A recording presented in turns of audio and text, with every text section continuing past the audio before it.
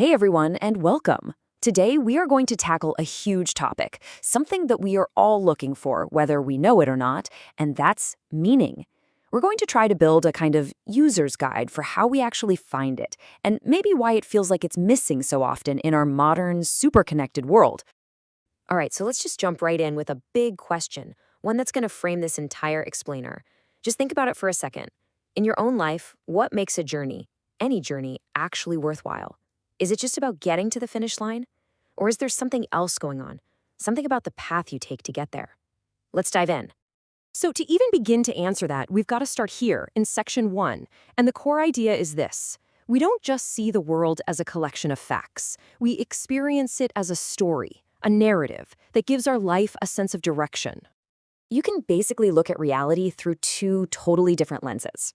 On one hand, you've got the scientific view, right? It asks, what is the world made of? What are the objective facts? But then there's the lens we actually live through, our experiential reality, which is constantly asking a different question.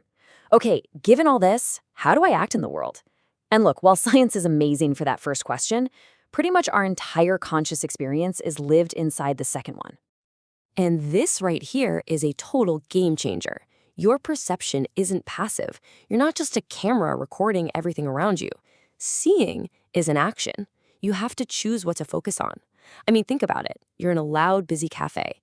You're not hearing every single sound, every conversation equally. No way. You're actively filtering out all that noise to focus on the person you're talking to.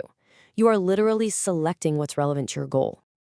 Okay, so what this all leads to is this core idea, the frame of perception. You can think of it like a story, or maybe even better, a map. It's the map we're all using to get from where we are right now, point A, to where we want to be, point B. And everything we do, I mean everything, from making a cup of coffee to planning out a career, it's all happening inside one of these frames.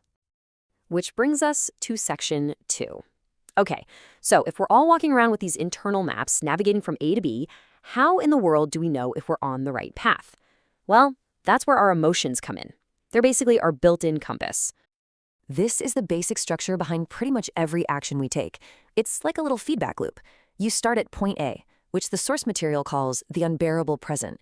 And that sounds dramatic, but think about it. If your present moment was absolutely perfect, you'd have no reason to do anything. So you aim for a better future, a valuable goal at point B. And the pathway? Well, that's the journey. And your emotions are the feedback telling you if you're on course.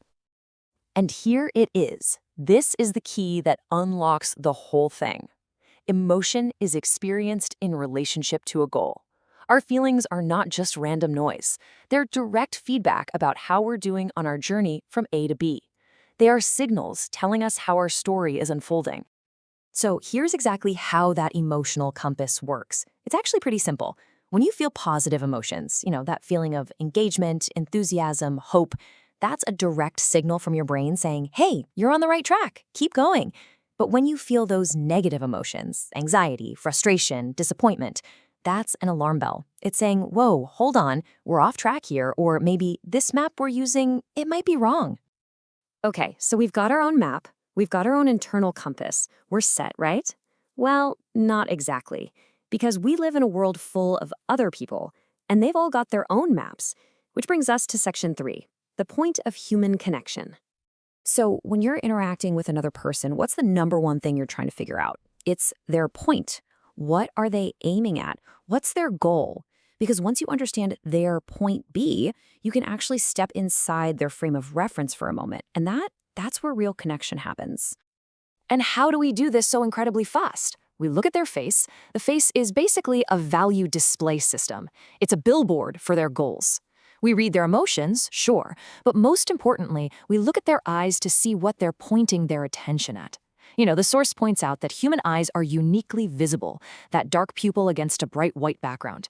And that's not an accident. It's so we can easily see where someone else is aiming. All right, so let's take everything we've just built and bring it into our world today.